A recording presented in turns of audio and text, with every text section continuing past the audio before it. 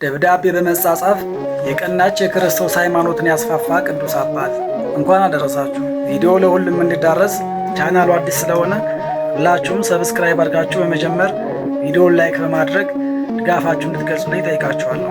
ህዳር 2 በዚች ቀን በ470ዎቹ ዓመተ ምህረት አካባቢ በግብፅ ምድር የኬልቄዶን ጉባኤ አማኞች መለካያን በሰለጠኑበት በዘመኑ የነበሩ ነገሥታት ለመናፍቃን ወግነው ክርስቲያኖችን በሚያሳድዱበት የመከራ ዘመን የእስክንድርያ 27ኛ ሊቀ ጳጳሳት ሆኖ ለእግዚአብሔር ፈቃድ በቅዱስ ማርቆስ ወንበር ላይ የተሾመ በሹመት ዘመኑም ቀዳሚ ሥራው የነበረ የቀናች የክርስቶስ ሃይማኖትን ለማስተማር አጋዥ መፈለግ ነበርና የታላቋን አገር የቁስጥንጥንያ ፓትርያርክ ዶሳካኪዮስን ያገኘ የወቅቱን ፈተና ተቋቁመው በየሀገራቸው በእግራቸው እየዞሩ የቀናች ሃይማኖትን ያስተማሩና የሰበኩ በአካል ተገኝተው መስበክ ያልቻሉበትን ቦታ ደግሞ በውስጧ የቀናች ሃይማኖትንና ምስጢር የተሞላችን ጦማር ወይም ደብዳቤ በመጻፍ በየአካባቢው እየላከ ክርስቶስን በመስበክ ብዙ የደከመ በቀሪ ዘመኑ ሁሉ እግዚአብሔርን ደስ አሰኝቶና አገልግሎ በዚች ቀን በክብር ያረፈ ቅዱስ አባት አባ ጴጥሮስ ሊቀ ጳጳሳት ሦስተኛ በዚች ቀን ዓመታዊ በዓሉ ይከበራል።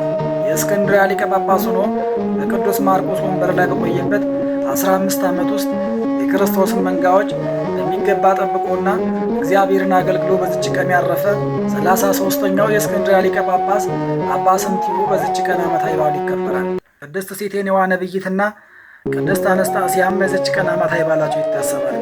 ቅዱስ ታዲዮስ ከ12ቱ ሐዋርያት፣ ቅዱስ ኢዮብ ጻድቅና ታጋዚ፣ ቅዱስ አቤል ጻድቅ፣ ቅዱስ አባ ጳውሊ ገዳማዊ ታላቁ፣ ቅዱስ ዮሐንስ መጥምቀ መለኮት፣ አባ ሕርያቆስ ዘሀገረ ብንሳና ቅዱስ ሳዊሮስ ዘአንጾኪያ ደግሞ ወርኃዊ በዓላቸው ይታሰባል። ለእግዚአብሔር ክብር ምስጋና ይሁን። እኛም ቅዱሳኑን አክብረን በስማቸው ምግባር ትሩፋት ፈጽመን በረከታቸው እንድንሳተፍ አምላከ ቅዱሳን ይርዳን።